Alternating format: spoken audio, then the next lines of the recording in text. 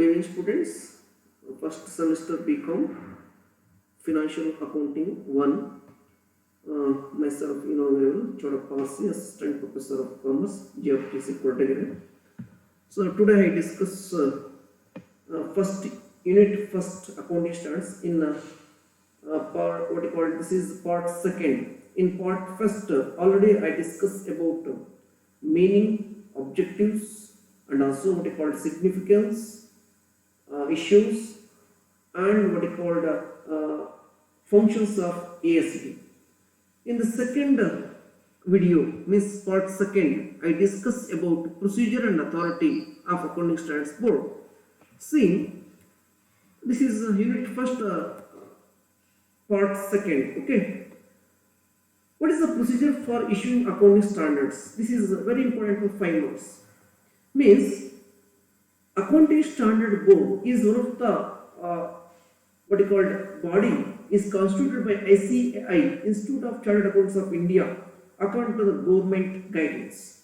Then Accounting Standard Board issues and adopt what you call guidelines or very important documents or what you call strategies and rules and principles related to accounting information and also what you call events of financial statements. Therefore, what type of procedure is followed for issue the accounting standards? ಹಾಗಾದರೆ accounting standard board ಈ ಒಂದು accounting standards ಅನ್ನು time issue ಮಾಡೋದಕ್ಕೆ amend ಮಾಡೋದಕ್ಕೆ ಏನು procedure follow ಮಾಡುತ್ತೆ? This is very important. C, accounting standards board issue the accounting standards. At the time issue the accounting standards, it follows some procedures. What type of procedure? See, the first one is Accounting Standard Board. Yes, means Accounting Standard Board shall determine the broad areas in which accounting standards need to be formulated. This is the first one point or procedure. ಏನಪ್ಪಾ ಅಂದ್ರೆ accounting standards board first verify ಮಾಡುತ್ತೆ ಯಾವ ಏರಿಯಾದಲ್ಲಿ accounting standards ಅನ್ನು formulate ಮಾಡಬೇಕು. Formulate means what you called ಕಾರ್ಯಕ್ಕೆ ತರಬೇಕು, implement ಮಾಡಬೇಕು, ಪ್ರಿಪೇರ್ ಮಾಡಬೇಕು. ಅಂದರೆ ಯಾವ ಏರಿಯಾದಲ್ಲಿ ಸರ್ ನೀವು ಕೇಳ್ಬೋದು, sir related to number of issues ಇದೆ, ನಂಬರ್ ಆಫ್ ಏರಿಯಾಸ್ ಇರುತ್ತೆ ಅಕೌಂಟಿಂಗ್ ಸಂಬಂಧಾಗ. Suppose amalgamation is one area, absorption is one area, depreciation is one area, ಈ ಥರ ಡಿಫ್ರೆಂಟ್ ಏರಿಯಾಸ್ ಇರುತ್ತೆ. ಹಾಗಾಗಿ ಫಸ್ಟ್ ಏನು ಮಾಡುತ್ತೆ ಅಕೌಂಟಿಂಗ್ ಸ್ಟ್ಯಾಂಡರ್ಡ್ಸ್ ಬೋರ್ಡ್ ವೆರಿಫೈ ಮಾಡುತ್ತೆ which is the broad area to issue the new accounting standards. ಹಾಗಾಗಿ this is the first step ಅಥವಾ procedure. Step ಅನ್ನೋ ಒಂದೇ, ಪ್ರೊಸೀಜರ್ ಅದು ಎರಡು ಒಂದೇ ಆಗುತ್ತೆ. Therefore, Accounting Standard Board shall determine the broad areas in which accounting standards need to be formulated. First step or first procedure. Second one, in the preparation of accounting standards, accounting standards prepare ಮಾಡಬೇಕಾದ್ರೆ ASB will be assisted by study groups constituted to consider specific subjects. Here, see, ಎರಡನೇ step, ಒಂದು broad areas ಅನ್ನು find ಮಾಡಿದ್ದಾದ್ಮೇಲೆ, study areas ಅನ್ನು find ಮಾಡಿದಾದ್ಮೇಲೆ ASB ಏನ್ ಮಾಡುತ್ತೆ ಅಂದ್ರೆ ಒಂದು study group ಮಾಡುತ್ತೆ. ಅಂದ್ರೆ ಒಂದು ಗ್ರೂಪ್ ಮಾಡುತ್ತೆ, ಒಂದು ಏರಿಯಾ ಮಾಡಿದ್ರೆ ಒಂದು ಗ್ರೂಪ್ ಮಾಡುತ್ತೆ. ಗ್ರೂಪ್ ಯಾಕೆಂದ್ರೆ ASB ಎಲ್ಲರೂ ತನ್ನ ರೆಸ್ಪಾನ್ಸಿಬಿಲಿಟಿ ತೆಗೆದುಕೊಳ್ಳೋಕ್ಕಾಗಲ್ಲ. ಒಂದು ಗ್ರೂಪ್ ಮಾಡುತ್ತೆ. ಗ್ರೂಪ್ ಅಲ್ಲಿ ಒಂದು 10 to 15 ಮೆಂಬರ್ಸ್ ಇರ್ತಾರೆ. ದೇ ಅಸಿಸ್ಟ್, ಅವರಿಗೆ ಅಸಿಸ್ಟ್ ಮಾಡುತ್ತೆ. What type of standards are prepared, ಯಾವ ರೀತಿ ಪ್ರಿಪೇರ್ ಮಾಡಬೇಕು ಅದನ್ನ ನೀವು ಕಾನ್ಸ್ಟಿಟ್ಯೂಟ್ ಮಾಡಿದ್ರೆ. Therefore, second one, after finalize the broad area, first step broad area finalize ಆದಮೇಲೆ Accounting Standard Board will be assisted by study group constituted to consider specified subjects.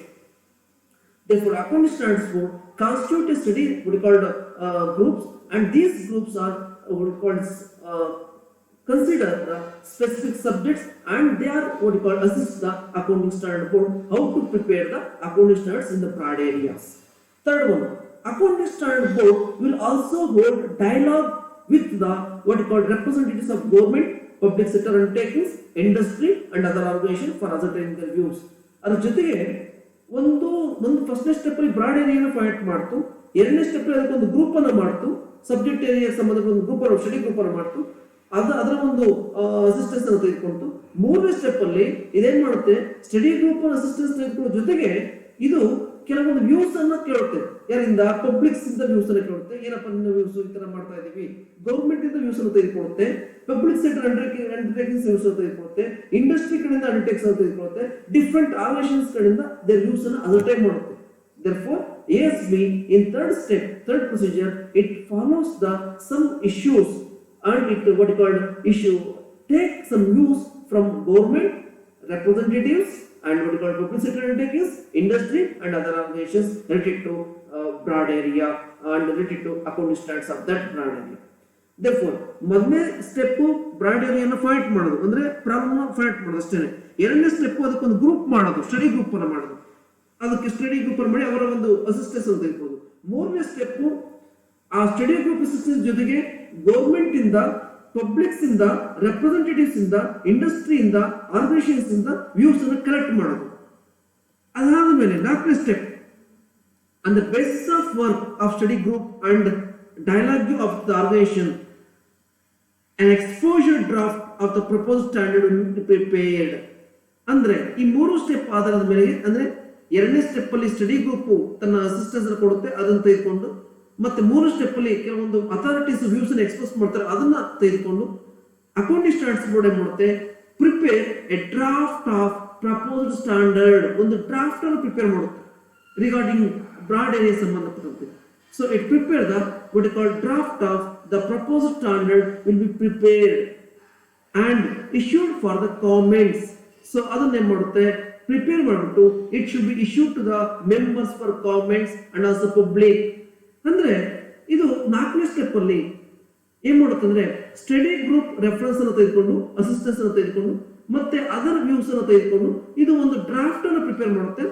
ಆ draft it is not A final draft, is A proposed draft. ಒಂದು proposed draft ಅನ್ನು prepare ಮಾಡಿಬಿಟ್ಟು ಅದನ್ನ ಏನ್ ಮಾಡುತ್ತೆ ಮತ್ತೆ members ಕೊಡುತ್ತೆ. ಮತ್ತೆ ಮೆಂಬರ್ಸ್ಗೆ ಅಲ್ಲ ಒಂದು ಸ್ಟಡಿ ಗ್ರೂಪ್ ಮೆಂಬರ್ಸ್ ಮತ್ತೆ ಪಬ್ಲಿಕ್ಸ್ಗೆ ಅದನ್ನ ಇಶ್ಯೂ ಮಾಡುತ್ತೆ. ರಿಗಾರ್ಡಿಂಗ್ ವೈ, ಯಾಕೆಂದ್ರೆ ಟು ರಿಸೀವ್ ಎನಿ ಕಾಮೆಂಟ್ಸ್, ಅದಕ್ಕೆ ಕಾಮೆಂಟ್ಸ್ ಏನಾದ್ರು ಇದ್ರೆ, ಅಂದ್ರೆ ಅದಕ್ಕೆ ಅದರಲ್ಲಿ ಇನ್ನೇನಾದ್ರು ಸೇರಿಸಬೇಕಾಗಿದ್ರೆ, ಇನ್ನೇನಾದ್ರು ಅದಕ್ಕೆ ಅಡಿಷನ್ ಇದ್ರೆ ಅಥವಾ ಡಿಲಿಷನ್ ಇದ್ರೆ ಅದನ್ನ ಕಾಮೆಂಟ್ಸ್ ಅನ್ನು ತೆಗೆದುಕೊಳ್ಳೋಕೋಸ್ಕರ ಇದನ್ನ ಇಶ್ಯೂ ಮಾಡುತ್ತೆ. This is the fourth step. Then the draft of the proposed standard will be include the following basic points. ಅಂದ್ರೆ ಅದ್ರ ಜೊತೆಗೆ ನಾಲ್ಕನೇ ಒಂದು ಸ್ಟೆಪ್ ಆದ್ಮೇಲೆ ಆ ನಾಲ್ಕನೇ ಸ್ಟೆಪ್ ಅಥವಾ ಐದನೇ ಸ್ಟೆಪ್ ಅಲ್ಲಿ ಆ ಡ್ರಾಫ್ಟ್ ಅಲ್ಲಿ ಏನೇನು ಇರಬೇಕು ಅಂತ ಹೇಳ್ತಾ ಇದ್ದಾರೆ. What are the basic points which are include in the draft of the proposed standard. In that draft of the proposed accounting standards, some basic points must and should ಇರಲೇಬೇಕಾಗುತ್ತೆ. ಏನು ಅದರಲ್ಲಿ ಒಂದು ಕಂಟಿನ್ಯೂಡ್ ಆಗುತ್ತೆ. ಒಂದು ಸ್ಟೇಟ್ಮೆಂಟ್ ಆಫ್ ಕಾನ್ಸೆಪ್ಟ್, ಒಂದು ಯಾವ concept, ಯಾವ broad area ತೆಗೆದುಕೊಂಡಿದ್ವಿ ಅದರ statement, ಅದ್ರ ಬಗ್ಗೆ ಇಂಟ್ರೊಡಕ್ಷನ್ ಇರಬೇಕು. Fundamental accounting principles related to that standard, ಅದಕ್ಕೆ ಯಾವ ರೀತಿ fundamental accounting principles and practice adopt ಮಾಡ್ತೀವಿ ಅದು ಸಂಬಂಧಪಟ್ಟದ್ದು ಇರಬೇಕಾಗುತ್ತೆ. ಇದು ಒಂದು ಪಾಯಿಂಟ್, ಸ್ಟೇಟ್ಮೆಂಟ್ ಆಫ್ ಕಾನ್ಸೆಪ್ಟ್ ಮತ್ತೆ ಫಂಡಮೆಂಟಲ್ ಆಫ್ ಅಕೌಂಟಿಂಗ್ ಪ್ರಿನ್ಸಿಪಲ್ಸ್.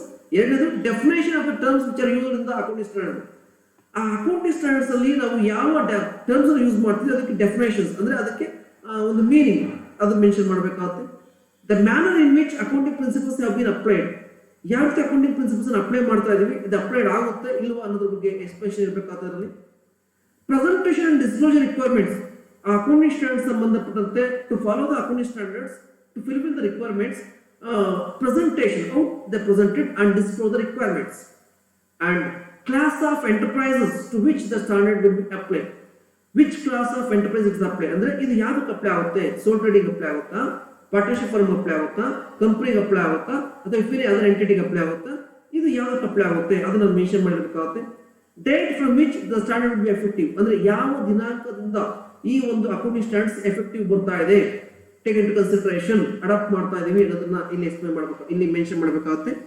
ಇಷ್ಟೆಲ್ಲ ಪಾಯಿಂಟ್ಸ್ ಅನ್ನ ಇದರಲ್ಲಿ ಮೆನ್ಷನ್ ಮಾಡಬೇಕಾಗುತ್ತೆ. Therefore, ಇದು ಐದನೇ ಸ್ಟೆಪ್, ಐದನೇ ಪ್ರೊಸೀಜರ್.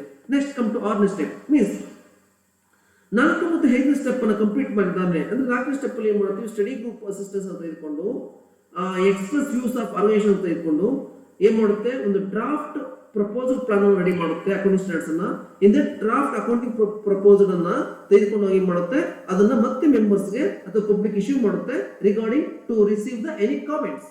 ಸೊ ಆ ಕಾಮೆಂಟ್ಸ್ ಅನ್ನು ನೆಕ್ಸ್ಟ್ ಆಫ್ಟರ್, ಅದಾದ್ಮೇಲೆ 5ನೇ ಸ್ಟೆಪ್ ಆದ್ಮೇಲೆ 6th ಸ್ಟೆಪ್ ಅಲ್ಲಿ after taking in to comments which are received from study group or members and others public, ಯಾರಿಂದ ಬೇಕಾದ್ರೆ ಬರ್ಬೋದು.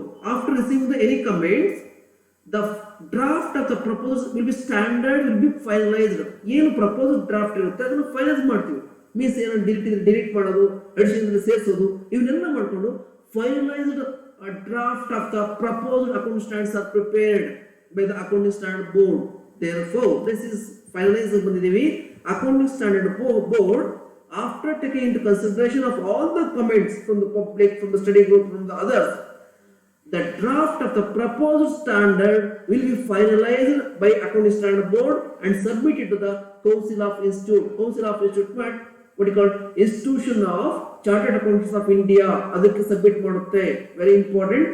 ಎಲ್ಲ ಡ್ರಾಫ್ಟ್ ಅನ್ನ ಫೈನಲೈಸ್ ಮಾಡಿದಾದ್ಮೇಲೆ ಏನ್ ಮಾಡುತ್ತೆ, ಆ ಡ್ರಾಫ್ಟ್ ಅನ್ನ ಫೈನಲ್ ಡ್ರಾಫ್ಟ್ ಅನ್ನ ಇದು ಡೈರೆಕ್ಟ್ ಆಗಿ Institute of Chartered Accountants of India submit ಮಾಡುತ್ತೆ.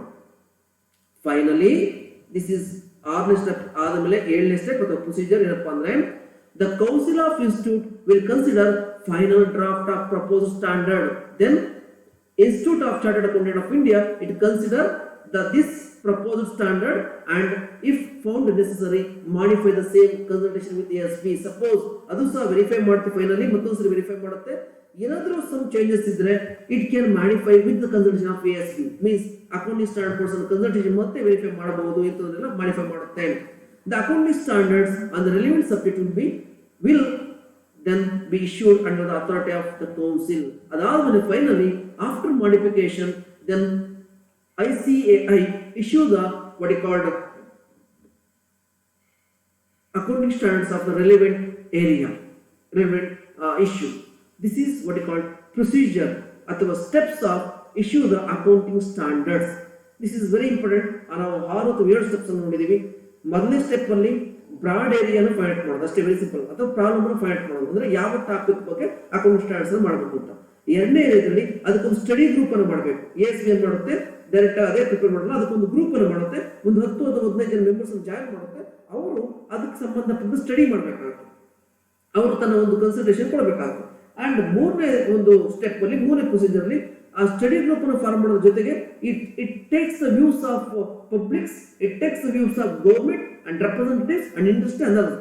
ಅದ್ರ ಜೊತೆಗೆ ಏನ್ ಮಾಡುತ್ತೆ, ಇದು ಪ್ರತಿಯೊಬ್ಬರ ಒಂದು ವ್ಯೂಸ್ ಅನ್ನು ತೆಗೆದುಕೊಳ್ಳುತ್ತೆ. ನಾನು ಈ ತರ ಒಂದು ರೆಡಿ ಮಾಡಿದ್ರೆ ಏನು ಅದರ ಯಾವ ಚೇಂಜ್ ಮಾಡಬೇಕು, ಏನ್ ಮಾಡಬೇಕು ಅನ್ನೋದ್ರ ವ್ಯೂಸ್ ಅನ್ನು ತೆಗೆದುಕೊಳ್ಳುತ್ತೆ. ನಾಲ್ಕನೇದಾಗಿ according to the what you call study group, what you called assistance and also what you call views of organization or public and others. Finally, what you call it prepare a proposed draft of the issue or area, and thus in that proposed draft, what you call what are the points are there that should be taken into fifth procedure or fifth step. In that fifth step, what you call all the elements, what you call in the final or what you call proposed draft, some of issues are included. ಏನು ಇಂಕ್ಲೂಡ್ ಮಾಡಬೇಕು, ಎಲ್ಲ date ಅಥವಾ ಇನ್ನೊಂದು ಯಾವ issue ಮಾಡಬೇಕು ಎಲ್ಲವೂ ಸಹ ಇರುತ್ತೆ. And sixth step, after taking into consideration of all comments of study group and all comments of what you called all views of the organization, public entities and the government and etc. Finally, accounting standards board prepare what you called the finalized proposal of accounting standards, and that should be submitted to the what you call council, means what you call ICAI, Institute of Chartered Accountants of India. Then last step, the Institute of Chartered Accountants of India will consider this final proposal or final draft of that standard, and if any modification, suppose if any necessary modify the same consultation with ASB, ಅದನ್ನ modify ಮಾಡುತ್ತೆ. Otherwise modification ಬೇಕಾದ್ರೆ direct ಆಗಿ ಅದನ್ನ issue ಮಾಡುತ್ತೆ. The accounting standard board means according to the accounting standard board, ICAI what you called immediately modify and issue the relevant what you called accounting standards on the relevant area. These are the procedures are followed to issue the accounting standards. Then next one point, authority. Who is the authority issue the accounting standards? This is 2 most important. Who is the authority issue the accounting standards in India? In India, accounting standards are issued by Accounting Standard Board. Now already separate, very important. Accounting standards are issued by Accounting Standards Board of the Institute of Chartered Accountants of India in consultation with National Advisory Committee. On accounting standards. ಇಷ್ಟು ಬರೀಬೇಕಾಗುತ್ತೆ. Who is the authority to issue the accounting standards ಅಂತ ಕೇಳಿದ್ರೆ ನಿಮ್ಮ ಒಂದು answer ಏನ್ ಬೇಕಾಗುತ್ತೆ ಅಂದ್ರೆ in India accounting standards are issued by accounting standard board of the institute of chartered accountant of India in consultation with the national advisory committee on accounting standards. This is the meaning who is authority. ಇದು ಯಾವಾಗ establish ಆಯಿತು, accounting standard board ಯಾವಾಗ establish ಆಯಿತು ಅಂತ ಕೇಳಿ. Suppose how when the accounting standard board is establish ಅಂದ್ರೆ the ICAI means Institute of Chartered Accountants of India established the Accounting Standard Board on 21st April 1977. 21st April 1977 ಇದನ್ನು establish ಮಾಡಿದೆ. ಏನಕ್ಕೋಸ್ಕರ? to issue the accounting standards and what is called amend the accounting standards from time to time. This is regarding what is called authority of issuing the accounting standards. Therefore, dear students, in this video we discuss about procedures or steps for issuing the accounting standards. It is very important 5 months, and who is the authority to issue the accounting standards. ಇದು ಈ ಒಂದು ವಿಡಿಯೋದಲ್ಲಿ ನಾವು part 2 ಅಲ್ಲಿ discuss ಮಾಡಿದೀವಿ. ಅಲ್ಲಿಗೆ part 1 ಆಯ್ತು, part 2 ಆಯ್ತು. ಇನ್ ಪಾರ್ಟ್ 3 ಅಲ್ಲಿ ನಾವು list of Indian accounting standards ಅನ್ನು ಡಿಸ್ಕಸ್ ಮಾಡೋಣ. Thank you.